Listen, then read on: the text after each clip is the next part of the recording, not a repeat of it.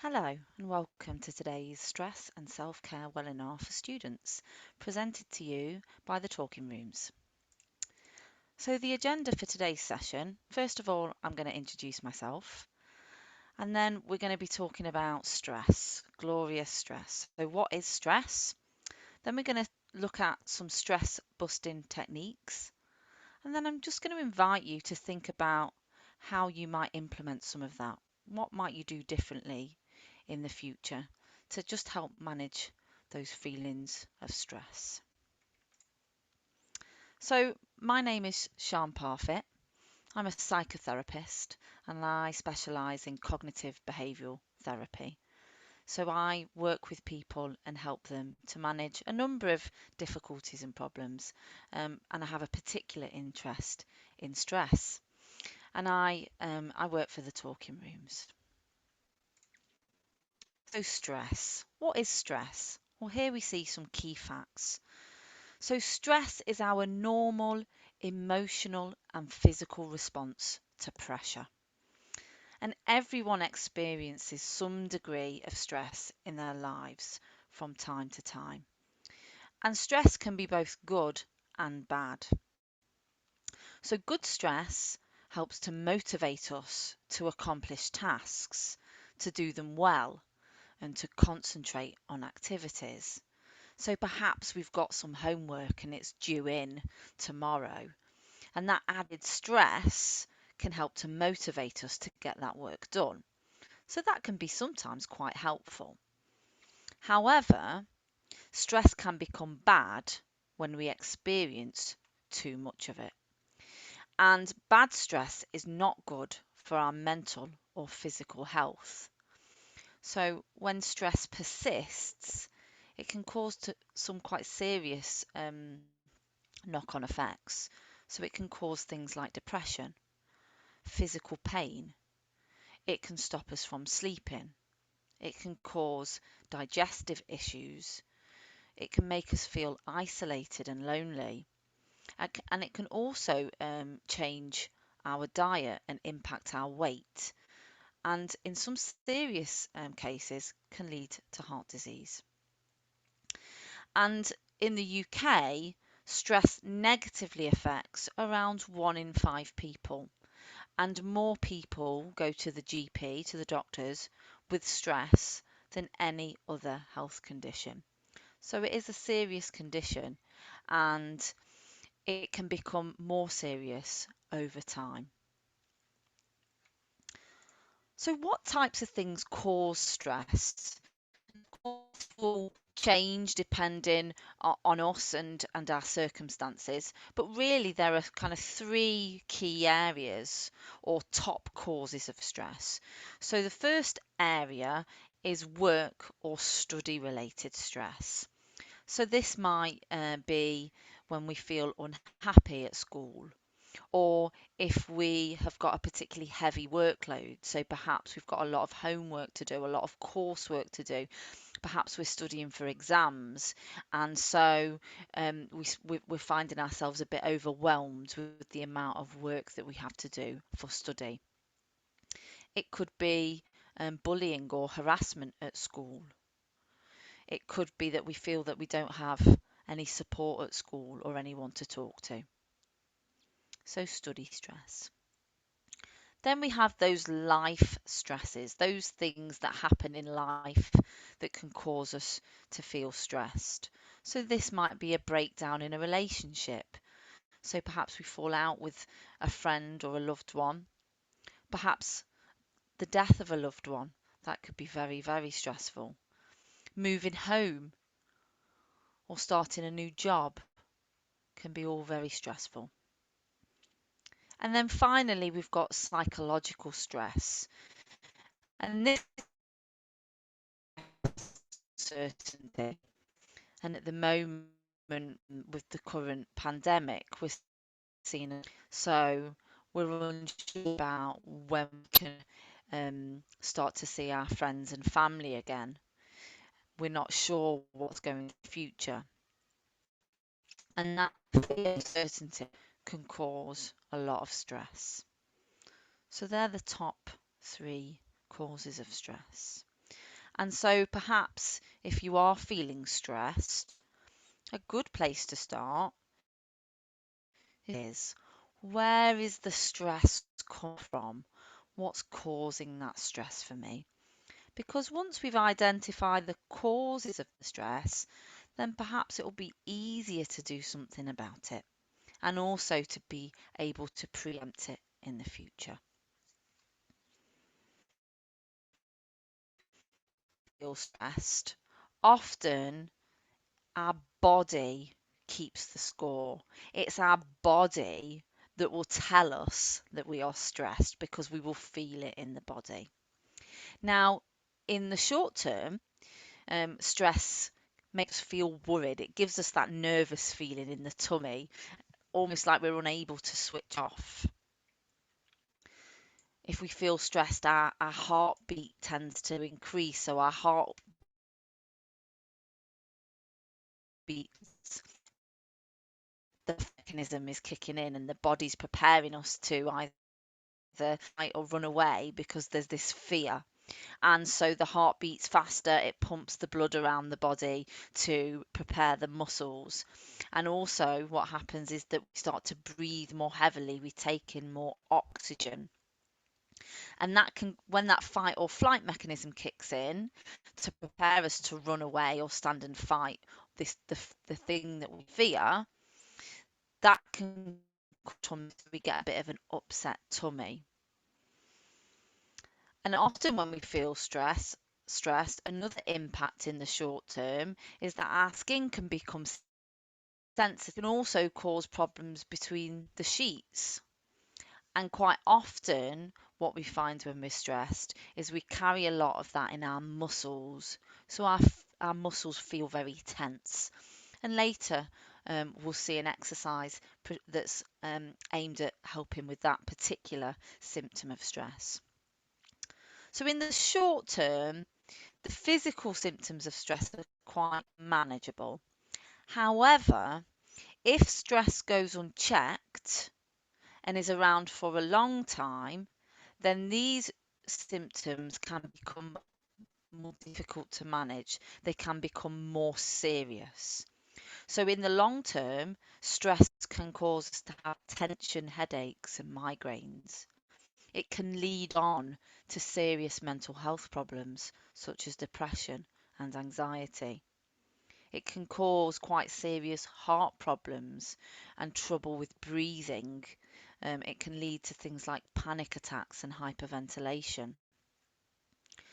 What once was oily skin now becomes acne, and it also can affect our hair. We can develop hair conditions such as alopecia or hair loss. Also, it can increase our risk of type 2 diabetes and it can cause fertility problems. So, managing our stress in the short term can really make a big difference, because what we don't want is for this stress to be around for so long that we start to develop more serious symptoms of stress. So how can we do this? What can we do in order to reduce our stress levels and reduce those physical symptoms of stress? Well, the go-to modality for treating stress is CBT, cognitive behavioral therapy. And CBT looks at the links between thoughts, feelings, behaviors, and physical sensations. Now, in CBT, we believe that we can't directly change the way we feel. Our emotions are our emotions, and once we experience them, we can't really change them. However, we can indirectly change the way we feel by addressing the way we think, the way we behave, and we can also manage the physical symptoms of stress. So, what we're going to look at now is each of those three areas, and I'm going to give you a couple of techniques to help challenge thoughts, a couple of ideas around behaviours, and a couple of techniques for looking at those physical sensations and reducing those physical symptoms of stress. So let's start by working with thoughts. We're going to think about thinking. So emotions don't just happen to us, they come from our thoughts. So our emotions, the way we feel, stem from our thoughts. And when we experience stress, it's usually preceded by a number of unhelpful thoughts or worries. Now, what we know is there are different types of unhelpful thoughts. And what you can see there on the screen, you can see this young lady here with the thought bubbles. And in the thought bubbles, we've got examples of some of the most common unhelpful thinking styles. And some of these you might recognize. So we've got their black and white thinking. So this is where we believe things are either black or white. It's good, it's bad, it's yes or it's no, without any grey area. And that tends to mean that we're very rigid in our thinking. Mind reading. So this is where we think we know what other people are thinking about us. We think we know what they're going to say. And of course, we can't really mind read, but this can be really unhelpful and it can stop us from doing things. Predictive thinking. So this is similar to mind reading in that we think we know what's going to happen. We think we can predict the future. And again, this can be really unhelpful. It can stop us from going to that party because we know before we go that it's not going to go well and no one's going to talk to us. But again, we can't really predict the future. And catastrophizing, another quite common unhelpful thinking style. So this is where we end up with a chain reaction of thoughts. What if this happens? And if this happens, what if this happens? And if that happens, what if this happens? And all of a sudden it's ended in catastrophe, the worst possible outcome. And again, that can be unhelpful. It can stop us from doing things. It can cause stress.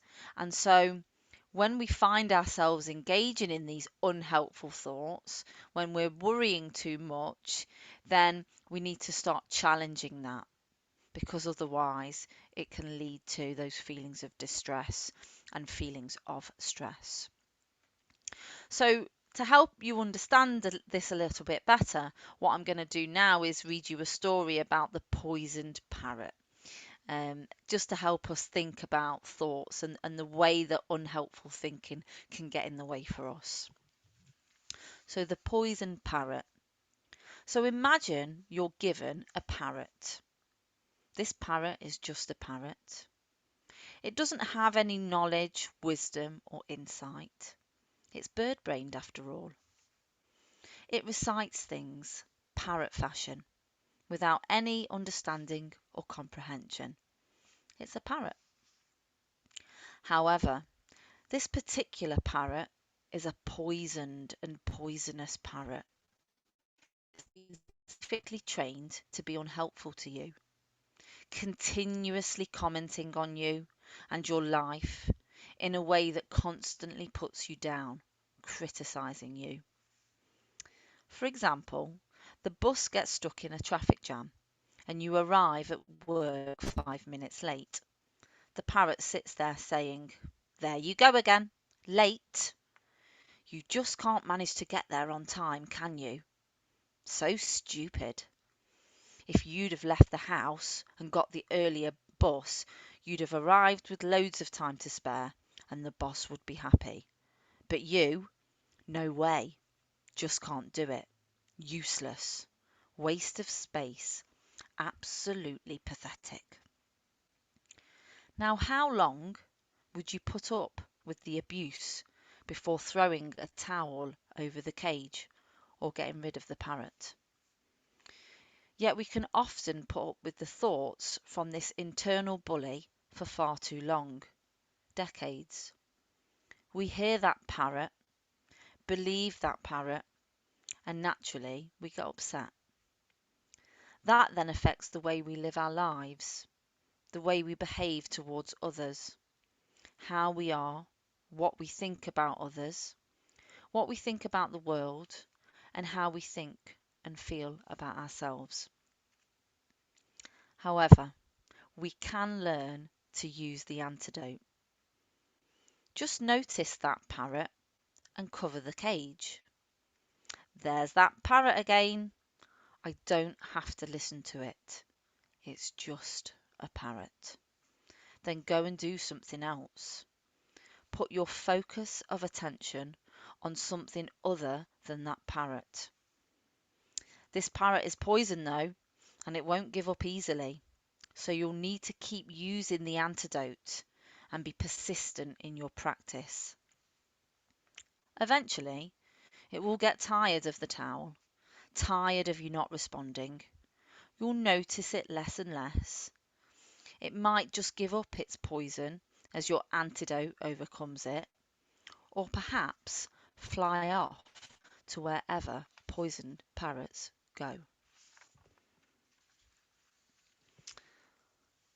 So if we notice that that poisoned parrot has landed on our shoulder and is starting to drop bits of poison into our ear, we're starting to feel worried, we're starting to have unhelpful thoughts, what can we do about that? Well, what we can do is we can use refocusing techniques.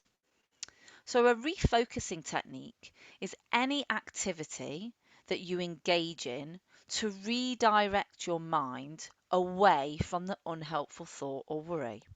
So we notice the parrot and we say, "Hello, parrot. I hear that unhelpful thought or worry, but I'm not going to pay attention to you. I'm going to redirect my focus of attention away from you." So there are a number of different refocusing techniques. So first up, we've got grounding exercise.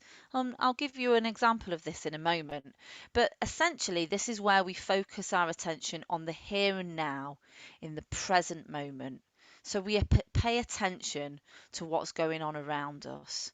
So rather than worrying about things that have happened in the past or thinking about things that might happen in the future, we're focused on the present moment, in the here and now.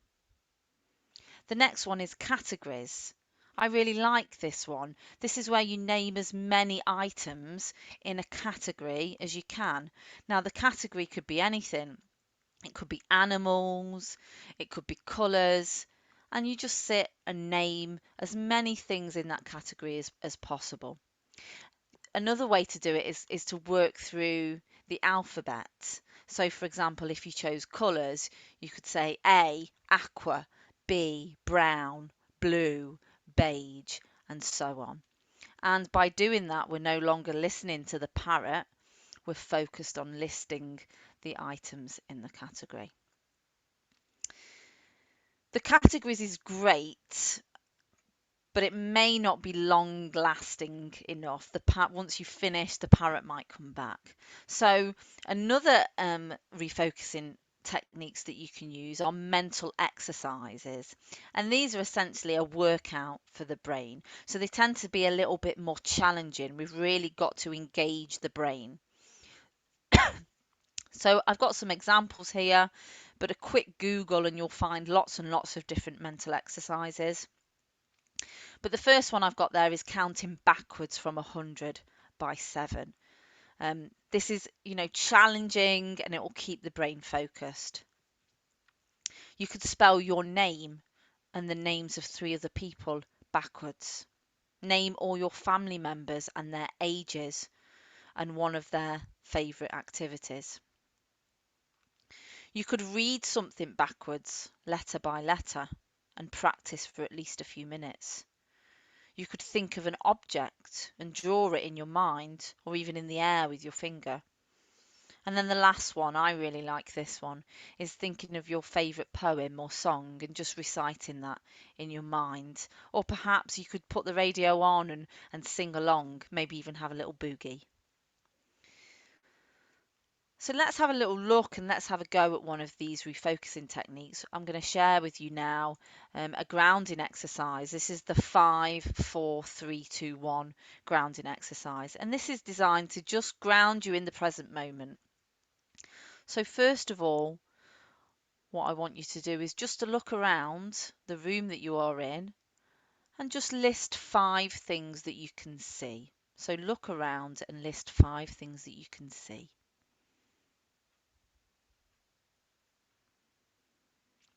And now what I want you to do is reach out and touch 4 things. So reach out and just touch 4 different things that are around you.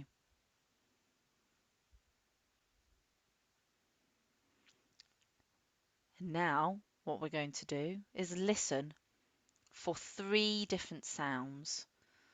So we're going to listen and name 3 things that we can hear.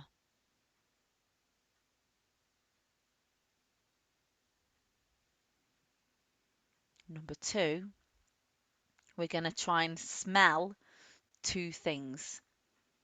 And so maybe you'll need, if you've got some perfume on, you could smell that, or if you've got something nearby that you can pick up and smell. So smell 2 things. And then finally, 1 thing that you can taste. Perhaps you've got a drink nearby, perhaps just the taste of your own mouth. If you like this technique, a good idea is to perhaps carry a packet of mints around and you can pop one of those in. So that's the 5, 4, 3, 2, 1 technique. Notice that parrot and say, I'm not going to listen to you, parrot. I'm going to do the 5, 4, 3, 2, 1 technique. So that's thoughts.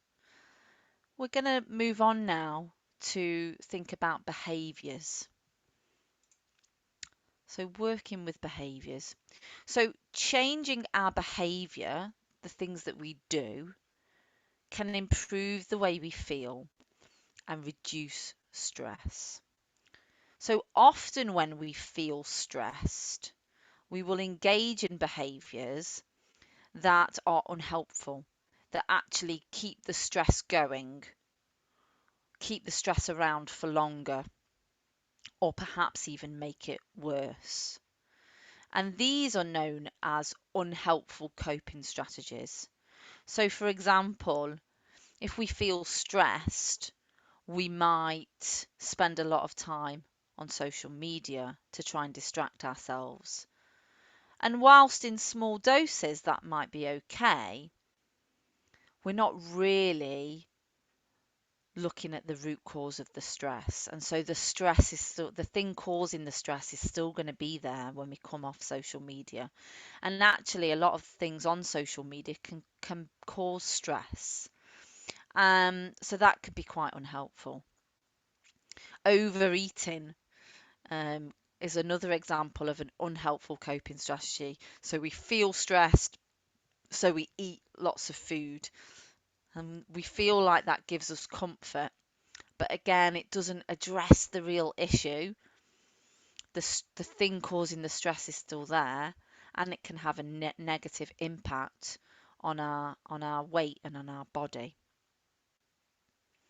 So what we want to do is look to swap those unhelpful coping strategies for more helpful ones, And we want to create a base for managing stress. So in a moment, we'll see a little bit more about that base and what that means. And another great way to manage stress and reduce stress is to manage our time more effectively.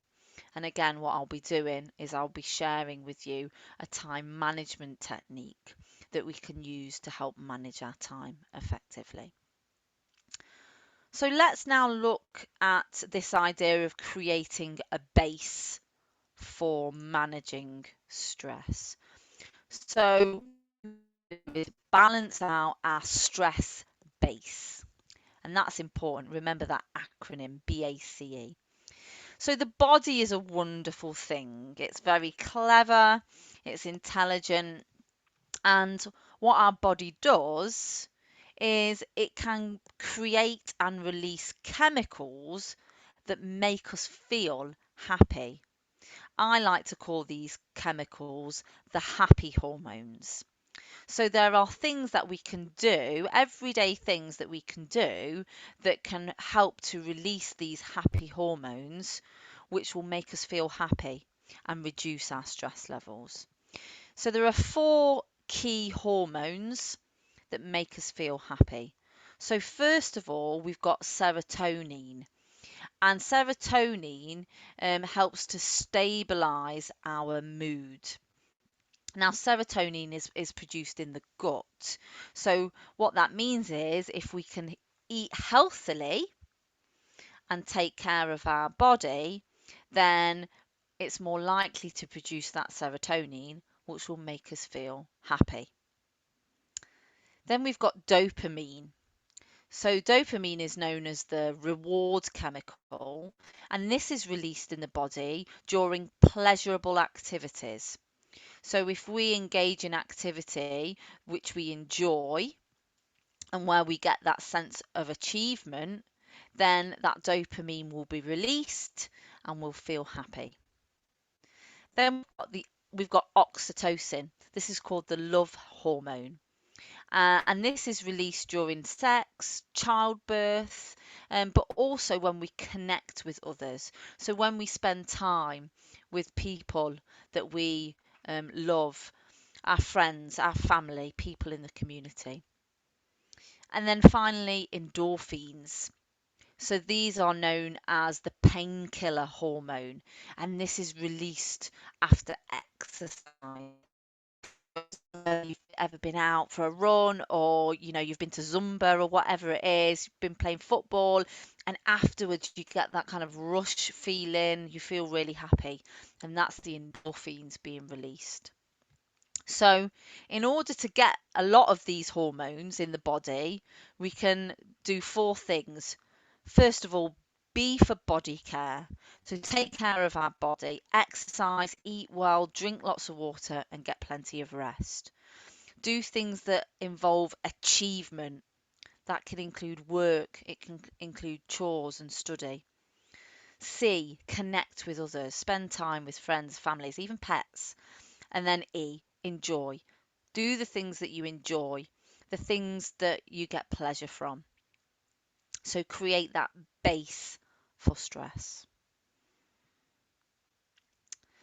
So moving on now, as I mentioned earlier when I introduced behaviour, one of the things that can cause stress is this idea of not having enough time. I don't have enough time in the day to do all of my homework, all of my chores, get ready for exams. And so this can cause stress. So one of the ways to address this is by using a time management technique. So what I've got going to show you here is a time management technique known as the Pomodoro technique. And the Pomodoro technique is a time management technique that was developed by a guy called Francesco Cirillo, what a name, back in 1987. And this technique breaks up work into bite-sized intervals. And each of those intervals are known as a Pomodoro. And the reason they're called Pomodoro is because the word Pomodoro means tomato in Italian. And Francesco, when he was coming up with this technique, he used a tomato-shaped kitchen timer to space out the time, and that's why he called it the Pomodoro technique. Now, you don't need to use a tomato-shaped timer when you're doing this. You could use your phone, any device that's around you where you can set time. And this technique is great for encouraging you to work with the time that you have rather than against it. And it really does increase productivity and reduce stress. So what you can see on the slide there are the steps in the Pomodoro technique. One is to identify your tasks for the day. So a simple to-do list What are the things that I want to achieve or get done today? So write those down. And then what we would do, step 2, is we would set a timer for 25 minutes. And during that 25 minutes, we would work on the items on the to-do list. So we would work solidly for those 25 minutes. And then once the timer goes off, we would take a 5-minute break. And we would repeat that 4 times. And every fourth time, we would take a longer break of between 15 and 30 minutes. And so the idea is that when we're working for those 25 minutes, first of all, the timer kind of gives that added pressure almost, or that time sensitive, like the clock's ticking down. It makes us work that little bit harder. But we know that it's only 25 minutes and we're going to get a 5-minute break afterwards. And that we also know that after 4 work periods, we get that longer break of 15 to 30 minutes. So it absolutely does work. Give it a go, see what happens. And my tip for this is when you are taking your 5-minute break and then later your longer break, make sure you really are taking a break. Get up and move away from the thing that you've been working on. So if you've been sat at your laptop or you've been sat at the kitchen table, let's say, with your books out, make sure you get away and move away from that and do something else. So perhaps go for a walk around the garden, or perhaps grab a bite to eat or a drink, perhaps put some music on for 5 minutes and sing and dance, perhaps go and stroke the family dog or the cat or whatever your pet is. Maybe give somebody a call to connect with others. But make sure during the break time that you actually take yourself away from the work and do something that's kind of pleasurable, that's fun, or that connects you with other people. So give that a go. So that's our time management technique. So what we're going to do now is look at the final area that we want to address, and that's those physical sensations. So remember, with CBT, we look at cognitions, thoughts, we look at behaviours, and finally we can look at the physical sensations and look at ways to manage those physical sensations. So the best way to reduce physical sensations of stress is through relaxation. So, as I mentioned earlier, when we are stressed, the stress response in our body is triggered. And that's when that fight or flight mechanism kicks in. Our heart beats faster, our breaths, we start to breathe deeply. Now, what we can do is we can counteract the stress response with the relaxation response. So we can counteract it by relaxing. And relaxation can be as simple as listening to music or quiet time reading a book. And some people find it really easy to relax, whereas for others, relaxation needs to be learned and practiced. And so if you're one of those people that finds it difficult to relax but are experiencing stress, then it's really important that you take time out of your day to relax. Perhaps write it in on your planner, on your calendar, but make sure you take time out of the day to relax, because it really will reduce those physical sensations of stress. Now, some everyday ways that you can choose to relax include drawing or colouring. So I've got a lovely adult colouring book which is all mandala shapes, and it's great. I can just sit and colour and it just relaxes me. I'm not worrying about anything. I'm just sat engaged in the activity. Listening to music is a great way to relax. Puzzle books or jigsaw puzzles, and reading. Now, as well as these, it might be helpful for you to use specific relaxation exercises, particularly if you're one of those people who does find it difficult to relax. What we can do is we can use specific relaxation exercises. And these include breathing exercises, progressive muscle relaxation, meditation, and guided imagery. So today's session, I'm going to be doing a short breathing exercise with you, and I'm also going to go through a progressive muscle relaxation exercise with you. We're not going to be doing meditation or guided imagery today, but they are great techniques. Meditation is all about being in the present moment, focusing on the body, and guided imagery is about taking yourself somewhere else into an image, imagining that you're on a beach or somewhere where you feel safe. And so, if you like the sound of that, meditation or guided imagery, again, a quick Google will turn up lots of results. There's lots of great meditation and imagery videos on YouTube that you can use for free to really help you relax. Today we're going to focus on breathing and progressive muscle relaxation.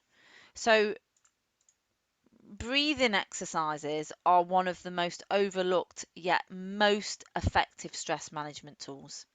And studies have shown that just 5 to 10 minutes of focused breathing can improve our cognitive function, our ability to think, it can encourage positive thought processes and reduce symptoms of stress.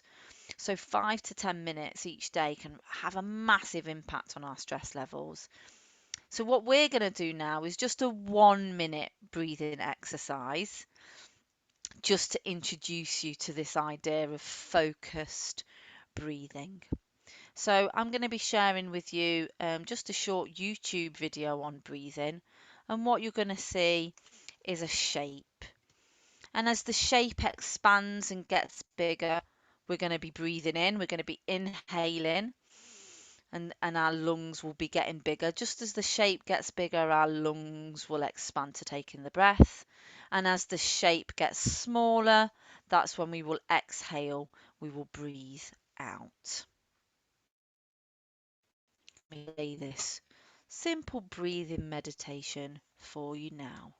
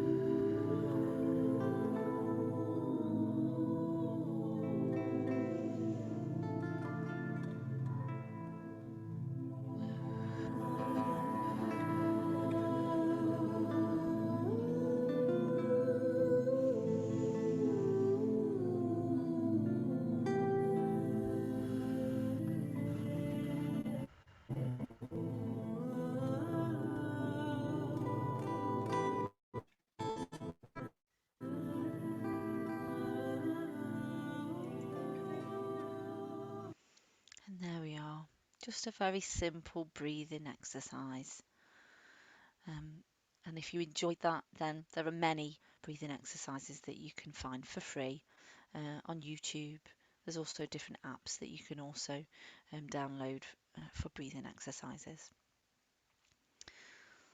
So now that we're perhaps a little more relaxed, I'm going to do a final exercise with you, a final relaxation exercise known as progressive muscle relaxation.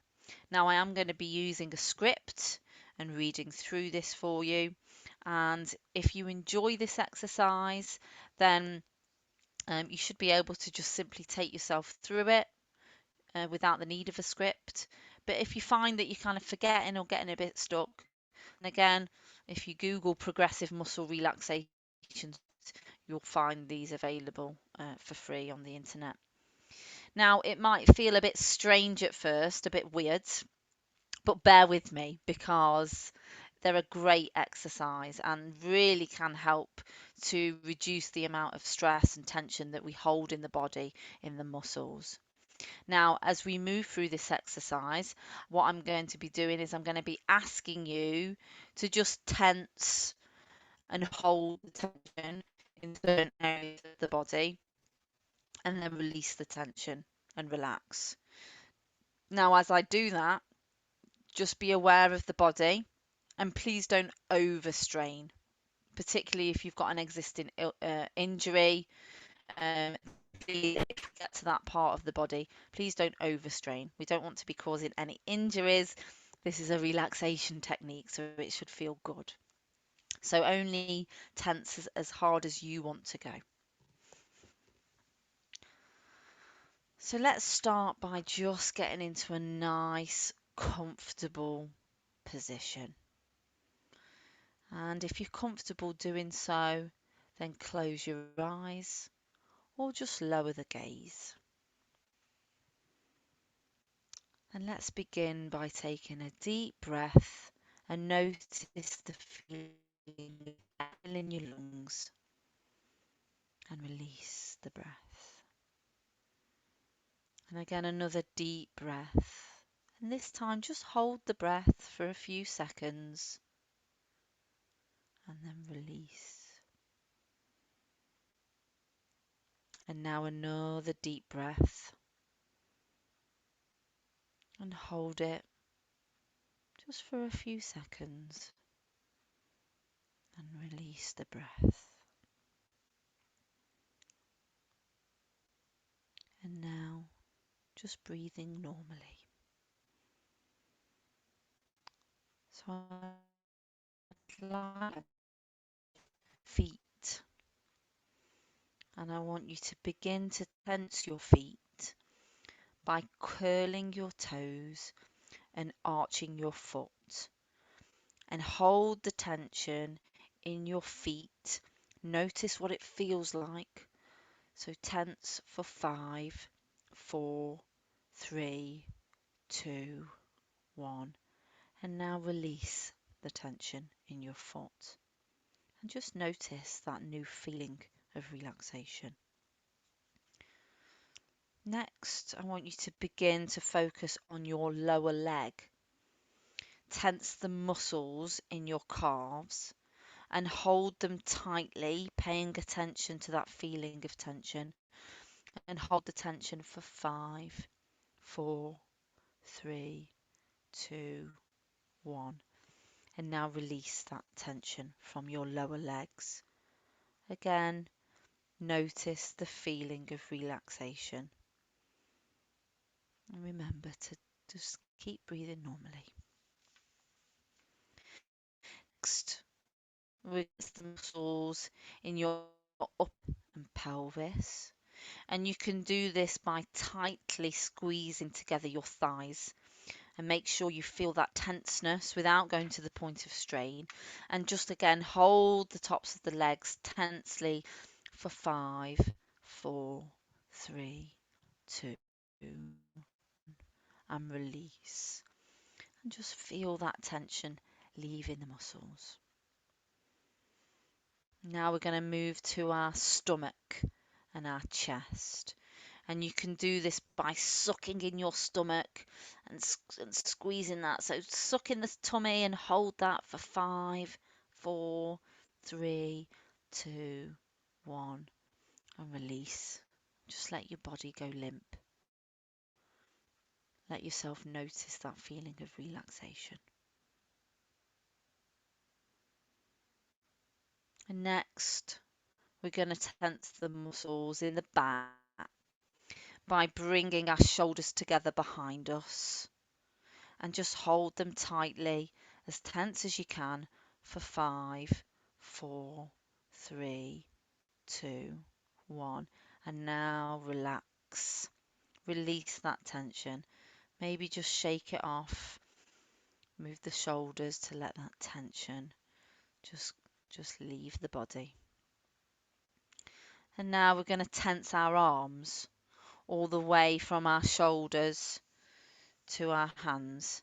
Make a fist and squeeze it all the way up your arm, and squeeze that for 5, 4, 3, 2, 1, and release. And maybe just wiggle the fingers, let the arm drop back to the side, and notice your arm feeling limp and at ease. Now we're going to move up to your neck and to your head. We're going to tense your face in your neck by distorting the muscles around your eyes and mouth. So perhaps push your face forward and screw the face up and hold that for 5, 4, 3, 2, 1, and release the tension. Again, noticing the feeling of relaxation. And finally now, I would like to ask you to tense your entire body. So tensing your feet, your legs, your stomach, your chest, your arms, your head, your neck, your face. Really tense and squeeze and hold that for 5, 4, 3, 2, 1, and release. And just allow your whole body to go limp now. Pay attention to the feeling of relaxation and just how it feels different from that feeling of tension. Now just begin to wake your body up by slowly moving your muscles, perhaps giving the neck a little wiggle, the fingers a little wiggle, and just coming back to alertness, opening your eyes whenever you're ready.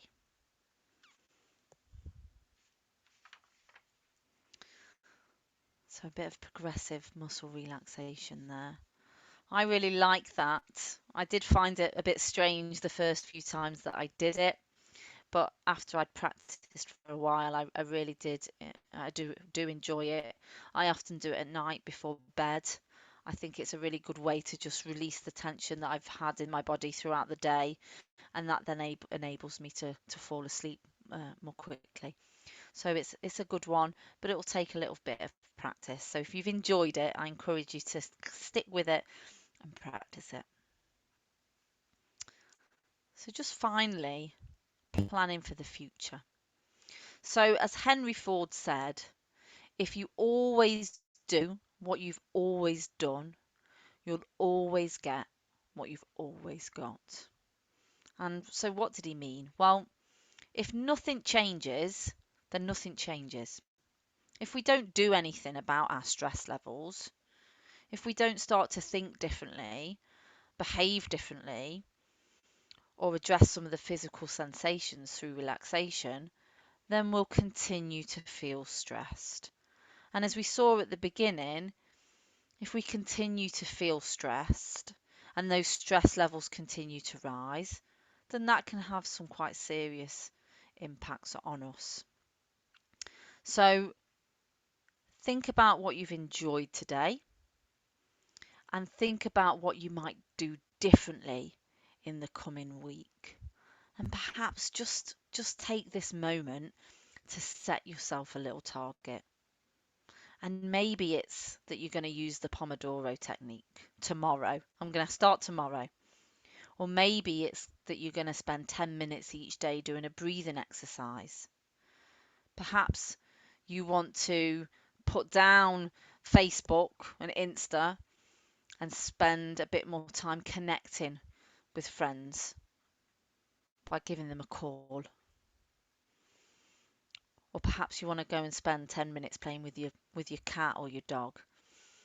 But what is it that you're going to do in the coming week to reduce those stress levels?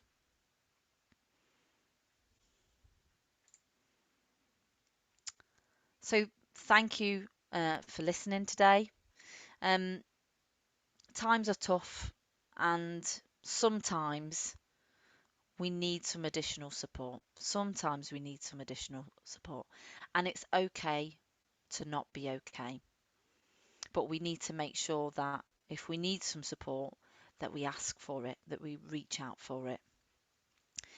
As I mentioned at the beginning, this webinar has been brought to you by the Talking Rooms, the organisation that I work for, and we are a counselling and therapy organisation. We have trained counsellors and therapists available. So if you do need some extra support, then you can access our services. You can visit our website, thetalkingrooms.com, for more information, or you could give us a phone on that number there, 0141 459 0011. But thank you for your time today.